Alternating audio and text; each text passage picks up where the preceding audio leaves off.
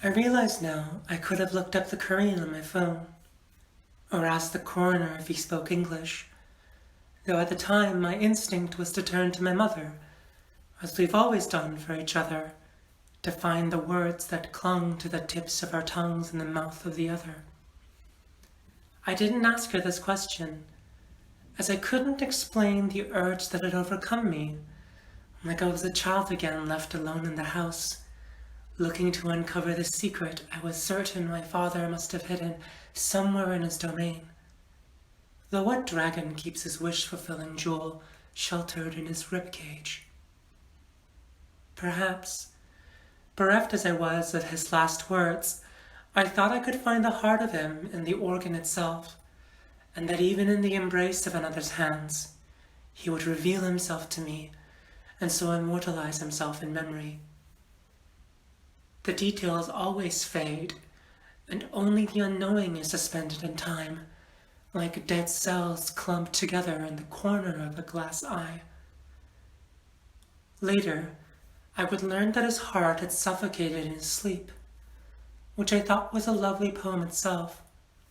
though the coroner found neither jewels nor dreams inside him.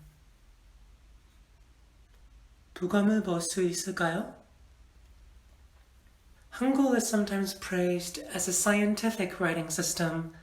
due to its consonant letters reflecting the shape and articulation of the speech organs used to pronounce them. Its vowels, however, are derived from ancient Chinese philosophy, with its three basic shapes representing the flat earth, the sun and heavens, and the human as the mediator between heaven and earth. The word for father in Korean is spelled abaji, though my native tongue has long been stuck in childhood and cast in salt, so I spell his name like this, appa. The first syllable block, a, is simply the vowel sound, which forms the shape of the human reaching out to grasp the sun, hoping to pluck the heavenly orb, paired with a null consonant, iung, which was once a different letter than the dorsal consonant, though in modern times the opening of the throat into the mouth is a silent circle. In this way, a is both the sound that emptied itself from my grandmother's throat as she beheld the outline of her son under the shroud, and the shape of the cadaver itself when viewed from the side of the gurney, the consonant his empty head and neck, the vowel his falling into the sky, which is also the lines the scalpel would form over his torso during the autopsy. The second syllable block, pa, consists of a tense bilabial consonant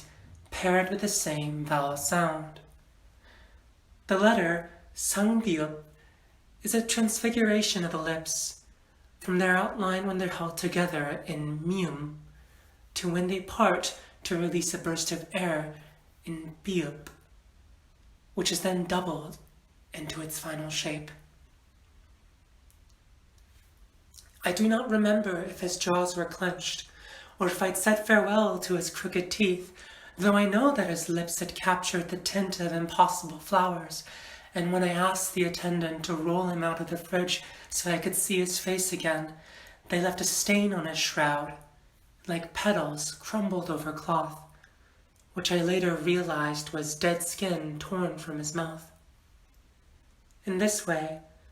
pa is the last word when the testament is a kiss,